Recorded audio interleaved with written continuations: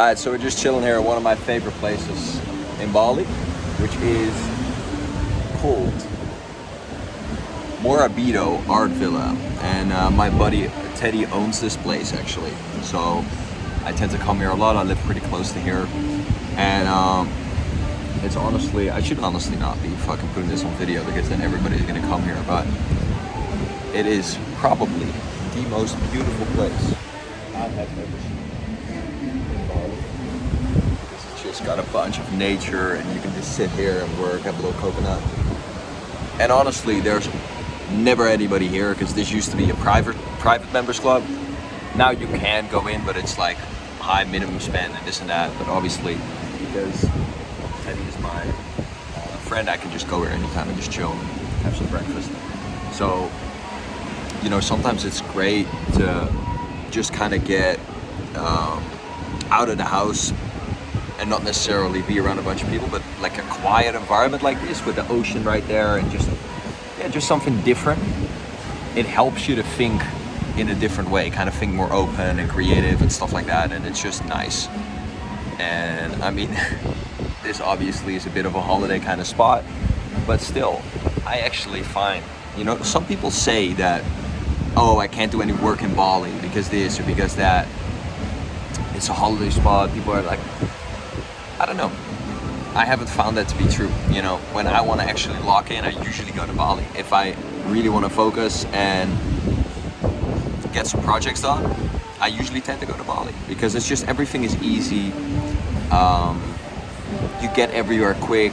Food is great. It's just a very comfortable place to live.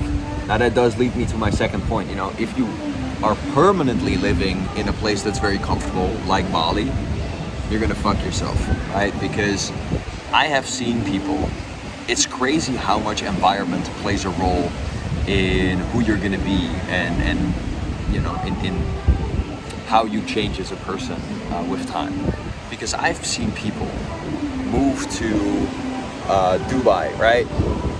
Just like I have my main residency in Dubai, but I just don't spend as much time there.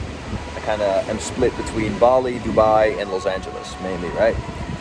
Anyhow, I've seen people move to Dubai that were before that were like just people that are not as materialistic, you know, they're not necessarily about that as much, buying like super expensive shit, already successful people. But anyhow, they moved to Dubai and now they're just only about materialistic shit. And look guys, I think that being materialistic can be great because it is one of the best motivators, you know, if we're talking about your selfish motivations to become more rich, right? But there's a balance in everything. But this is just to sketch out the point, right? So I've seen those people and they've leveled up their business like crazy after they moved to Dubai and this and that, right? So that definitely happens. And then I've also had some friends of mine from back in the day that used to be extremely successful. Then they moved to Bali and they stayed there for like 2-3 years straight. And where the fuck are they now? Right? Literally, they just haven't even leveled up. They've leveled down, right? And some of these guys that I'm thinking of right now, these guys I looked up to, these guys, other friends of mine looked up. These guys were like crushing it for the time being, right? And they just didn't, you know, they just basically got comfortable. That's my analysis of it. And you can't let that happen to you because if you do, you're just gonna fuck all the progress that you just worked so hard to get. So I've seen both those things, right? And now they may be more spiritually elevated and this and that. Okay, great, right? In Bali, they may be more relaxed and whatever. But yeah, they lost their success. So my whole point is, the reason I don't stay, for example, fully in Dubai or fully in Bali is because I feel like these two places are very much on the extreme end, right? So for example, Bali, if I would stay here fully, I would get comfortable because it's, you know, honestly, it's not that cheap. You know, what people think. It's gotten a lot more expensive. Like if I live in a nice crib here, I'm also spending 10 grand a month. Like the last crib I had here was like 15 grand a month. I had it with my buddy, so that's about 7 grand a month because it was a 5-bedroom. So yeah, you're gonna definitely, like, I saw this fucking idiot posting on Instagram just to get some views. Like, oh yeah, how much do I spend to live in Bali, this and that? And he was like, oh, 300 or like $400 a month or something like that. Bro, $400 a month you barely get a closet here. That's such bullshit. Like maybe you get like a little room in some cheap ass little hostel for yourself, right? Like it's not true at all. But then he meant that he was like sharing it with other people, but he didn't specify that. Anyway, not the point of the video. So if you stay here for too long, it's not gonna push you, right? Because it's obviously not as expensive as a Dubai, as a New York, as a Los Angeles, whatever, right? Miami. And so if it's important to you to really level the fuck up and get to those levels of success, then you're gonna actually have to be in an environment. If we're talking about long-term living, you're gonna have to be in an environment where it's gonna push you, right? Where you're actually uncomfortable. And I've always said this, that I'd way rather, and I think most entrepreneurs have this, I'd way rather be these small fish in a bigger pond than the other way around, right? Where, when I used to live in Netherlands, it was the other way around. I was literally just the bigger fish in a small pond, especially in like my age range. And I was living in Amsterdam in a fucking sick place, and it just wasn't pushing me anymore, right? There wasn't that much that I was like, and this is many years ago, guys, but that's why I always had that ambition to go international. Now, look, it's not like that has to be your only reason for success, right? You also have your spiritually elevated motivational drivers for success, which are the impact that you're gonna leave on the world, right? Which are the personal growth that you want to get, which are the your purpose and wanting to give back to the less fortunate. Those types of things are also motivators, and they're great, and they're probably the ones you should focus on. But that doesn't mean that you want to disregard your selfish motivations. I always say people have different layers of motivation. It's like an onion, right? Or it's like a dinner. You have your starters, you have your main course, you have your dessert. So it's like none of those are necessarily bad, or you should be disregarded. You can actually tap into multiple layers of the motivation at the same time. And to make that abundantly clear, you have, once again, a layer of selfish motivations. That means, okay, I want these materialistic things. I want to be the best. I want to show other people that I'm better than them. I want to show, I want to be famous. I want to be respected, right? Those kinds of motivations. And some people call it toxic, but at the same time, that shit just motivates the hell out of you, right? And it definitely works. And then, you have your, once again, the higher spiritually elevated stuff, like, okay, I want to leave an impact, legacy, I want to take care of my family, that type of stuff, right? And you have, different domains that motivate you, right? I really want to master this thing, right? I want to be the best at my art, at my thing, whatever. So anyways, my point is, you can get motivation and get drive from all of those different things. It doesn't actually have to be just one thing. And it doesn't only have to be fucking perfectly spiritually elevated, this and that, which, I don't know, it looks like some people are subscribing to that nowadays, where it can only be like that. And I'm just always of the philosophy that we just deal, and you want to deal with whatever it is that is reality, right? And you want to just use that for you instead of against you. Because if you deny that it's there, right, those drives to like prove who it is, your ex-girlfriend, that like now you've moved up or whatever, okay, right? It's a bit pity, but okay, it's very pity, but at the same time, if it motivates you, man, and if you get great results out of it, who the fuck cares, right? Or this thing of like, okay, I want to prove myself because I feel like I'm not good enough. Is it toxic? Yeah. Is it an energy that you might not want to use for the rest of your life? Yeah. But for your 20s, maybe even early 30s, is it a great fucking motivator? Hell yeah, right? So when I started out, I'll be completely honest. When I started out, it was a massive motivator for me that I just didn't feel like I was enough, right? I was the type of kid who definitely, I was a confident motherfucker, right? When I was very young already. I did some crazy shit when I was young. I was dealing with like badass people when I was like 14, 15. And when I was 18, I went into business and stuff like that. And I would just, rock up to very established businesses, speak to multi-million-dollar business owners. And I was completely faking it till you make it, right? But anyhow, deep down, I really had this sense of, okay, I need to prove myself. And I was a person who was very motivated by external validation, if I'm going to be completely honest. And it's only recently, the past year, I would say, that I've really, it's a gradual process, and it's not even something that I've put any real focus into changing that or anything, but step by step, randomly, I believe it's just a process of getting older, right? By the years, like you change as per default as well. I've gotten a lot more mature, I would say, which is, kind of logical, but at the same time, interesting, to where I really care way less about this external validation, right?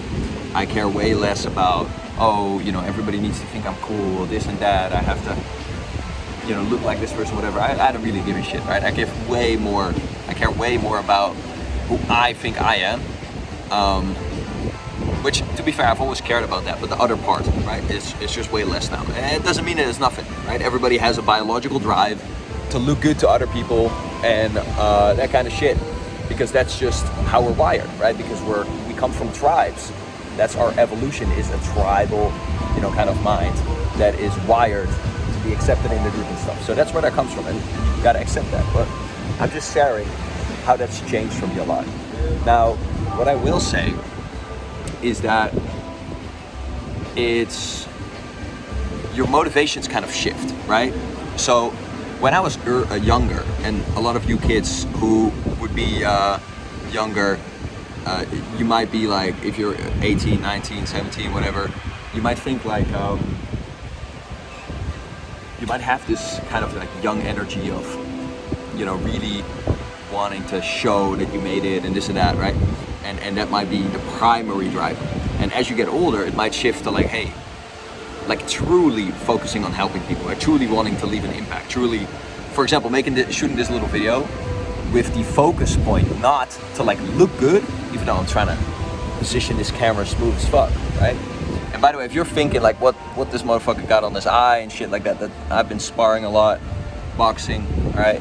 I'm doing competitions nowadays, just injured right now, but we'll pick that up soon enough again.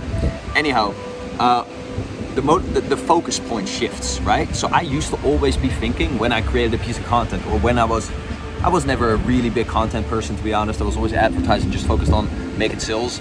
But there you go, right? It's right there in that sentence. I was always very focused on like, oh, how am I looking in this? Or how am I coming across? Or what is it doing for me? Whereas it's funny because you do that because you want to look the best. It's funny because you do that because you want the most success. But I personally believe that you're gonna get the most success when you shift that focus into what's gonna be the most valuable thing that I can share right now that's gonna have an impact on other people or a specific audience, right? Other young people trying to be entrepreneurs, shit like that. And now your focus point changes, and therefore all of your communication and all of your thoughts rearrange automatically, because your outcome, your subconscious set point of like, hey, what am I trying to do here? It changed, right?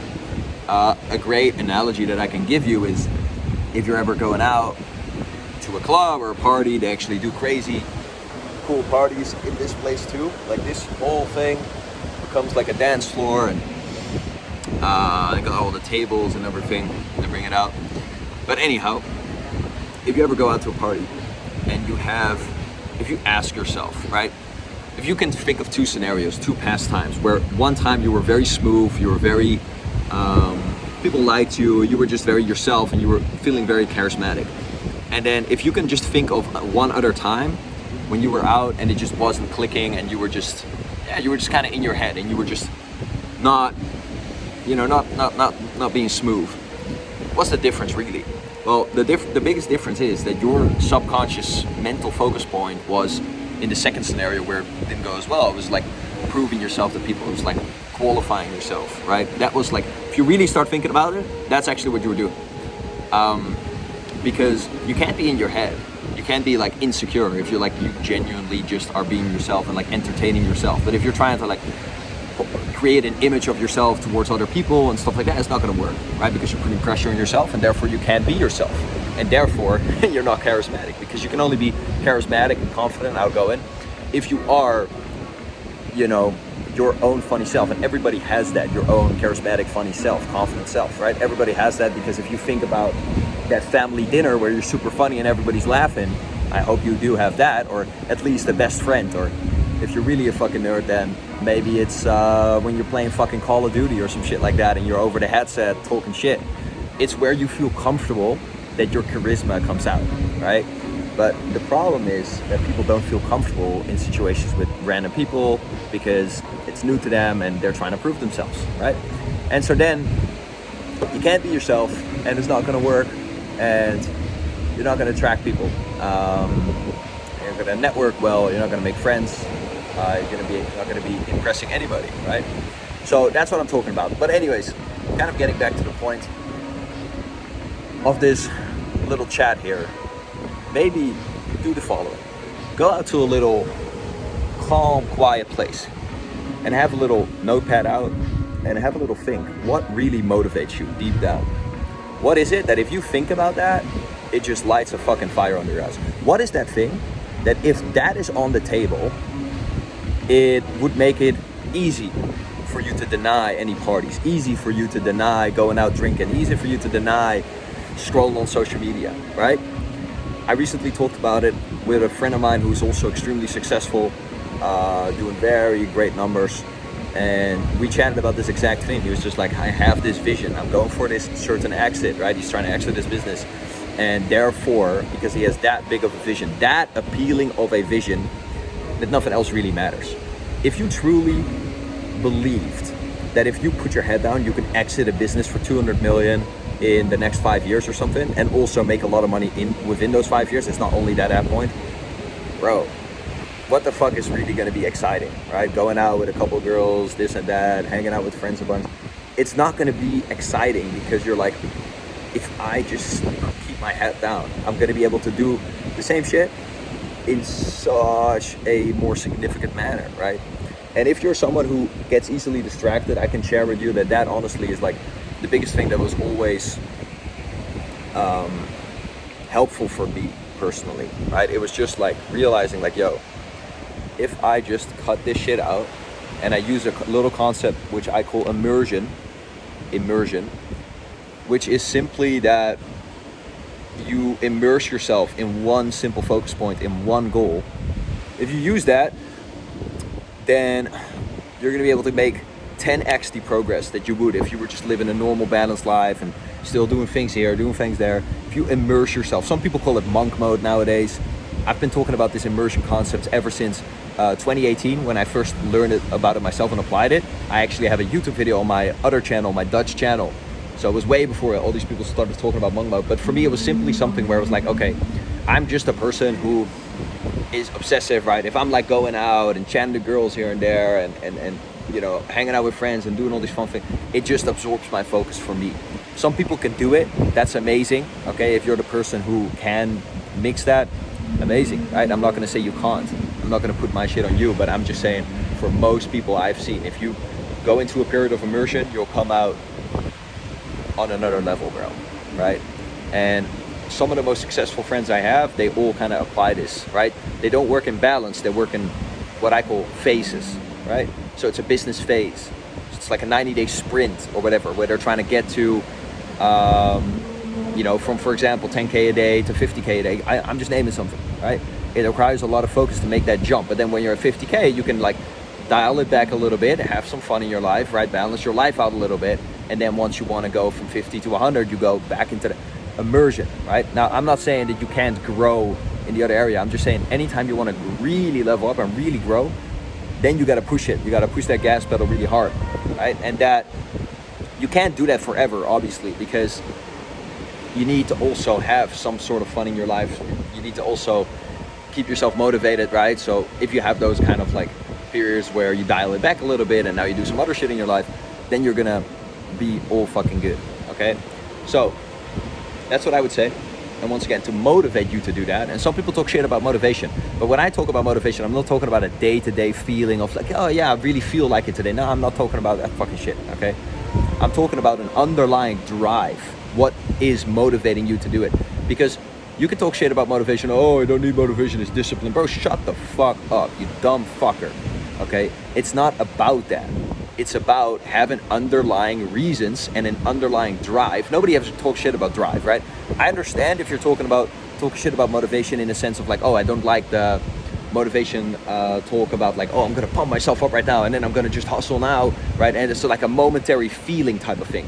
That's not what I talk about when I say that, because motivation, the word actually means like, hey, what motivates you, right? So I'm talking about the underlying thing, because if you don't have the reason to do something, funnily enough, right? I always see these people talk shit about motivation, but then they do talk about like, hey, know your why. I'm like, what the fuck do you think knowing your why does for you, you dumb idiot? It motivates you, right? If you don't have any reasons, right? If you're like a person who just doesn't care about impact, doesn't care about helping other people, doesn't care about any material shit, doesn't care about any of the stuff that business would give you, doesn't care about personal growth, whatever, right? Then what the fuck is your motivation to do it, right? It's just not going to be there. So anyways, figure out the main reasons that you really want to do this and look at it every day. And once again, don't focus on the momentary motivational feeling, just focus on the underlying drive and maintaining and creating and maintaining that. And you do that by simply keeping focus on it, right? And that is going to allow you to move the fuck up in this world, okay? Because honestly, everybody has different real motivators, right? Some people are motivated by materialistic shit. The thing with me is, and one of the reasons that at some points I've always also gone up and down a little bit in my entrepreneurial journey, is because I was never really motivated by material shit. As you can see, I don't have any crazy things on my wrist. I actually never even bought a car, right? The main thing that I spent a lot of money on was like houses where I lived. I always had a really nice house because that's just something that, I don't know, it just means something to me. But I was never really about material stuff. I was a lot about social stuff, right? Like I love being around people. I love, going out and socializing and stuff like that. And networking and, that kind of stuff I can like. And mastery, right? Like really mastering your craft. That's another motivator, right? Like for example, if you're a basketball player, right? Like you really are motivated by mastering the basketball game. And then you can also be very motivated by movement, right? Freedom. So these are like different layers and different types of motivation that everybody can have. Anyhow, have a little think, right? Go out to a little place, have a little coffee, have a little coconut, if it's available where you are, and have a little think about what really motivates you deep, truly, and be fucking honest with yourself, right? Because if you're not going to be honest with yourself, you're just fucking yourself over, and that's that. So be honest with yourself, figure that out, and then see how those motivational drivers will be increased when you achieve your goal. And if you don't see that connection right away, then make the fucking connection, right? So if you're very motivated by like, social stuff, like, dating, meeting the highest quality people, this and that, right? Let's see how, if you achieve those goals, now you can facilitate more networking events, you can get into a better city, whatever, see how that connects to it, right? If your thing is freedom, see how you're going to be able to get a fly private, right? That type of stuff. You want to connect the things to your goal, and then your brain is going to make that connection, and then it's going to feed you all of this drive and motivation. And once again, that's not just about like feeling, oh, I want to really do it. It's also about your brain is going to give you bigger and better ideas, right? Because your brain is actually linked to how important that stuff is to you, and you have this little thing in your brain called the RAS, reticular activating system, and that means not finished. They always want to steal your fucking food here. I don't know what that is. Maybe it's me, guys. Maybe it's me, because I was sitting there before, and I leave a little itty bitty piece of food out there, and I'm like, no, it's not fucking finished, man. Fucking hell. Anyways, yeah, the point, guys, is, oh, I just lost the damn point. The point I was making is that motivation, right? It then, once your brain really associates to it, that it's going to give you more pleasure, right? And it's going to decrease pain. It's going to give you bigger ideas, right? That's why this whole immersion thing is not necessarily about time, okay? Because people always think like, oh yeah, I can work for 8 hours and then I can still do this and that, and I can go out that night and then the next day I can still work. Look, you can, right? It's not necessarily about time. I personally don't believe that you need to put in 12 hours a day, 14 hours a day. I don't believe, I like to do that, right? But it's more so because I like to be in that fucking momentum and that grind phase and that hustle, right? I like that energy that it gives me. But I don't think you need to do that. I actually think you just need to do a couple really important good things you can get away with, like 4 hours a day, right? If you're really focused. And sometimes, to be fair, if there's a new project, like you need to put in more hours. But anyways, to build that out, like for example, to build a course, right? Like that takes a lot of energy and more time. But anyways, the point being that it's more so about the mental creative focus than necessarily the time, right? When you are obsessed with one singular thing, you focused on this one fucking thing, you're gonna get these greater ideas that you otherwise wouldn't get. Your brain is just gonna give you more resources, more mental focus, more creativity, and you're just gonna see the things that you otherwise wouldn't see, right? And how I can explain that to you is very simple, by that RAS concept.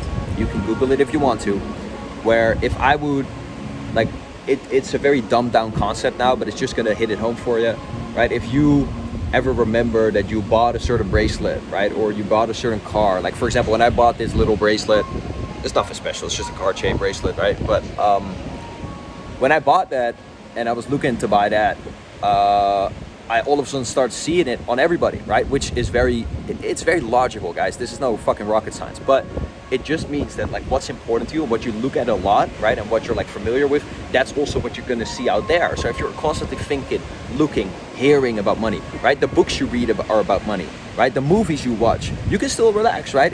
But you watch a Wolf of Wall Street instead of like some other shit, because now your brain is primed for money. It sees money opportunities anywhere, everywhere, because that's what you're constantly fucking feeding to yourself, right? That's how that concept works. And I promise you, if you apply that, that's gonna make you some serious fucking cash. It's done it for me, and it works in every area, right? If I wanna really level up my boxing game, I'm just gonna fucking immerse into that. If I wanna really level up my social life and shit like that, I'm gonna immerse into that for a little bit. Now, those immersions might not be as long as my business immersion, because otherwise, you know what's gonna happen. But it's how it works, right? If you really want to get better at something, just like with learning a language, okay? You immerse yourself in it, you move to that fucking country if you really want to learn it. Anyways, that's it for today. I won't make it any longer. It's 28 fucking minutes, guys, of talking, of yapping, of absolute yapping. But I hope to helped even a little bit, because if it did, that makes my day.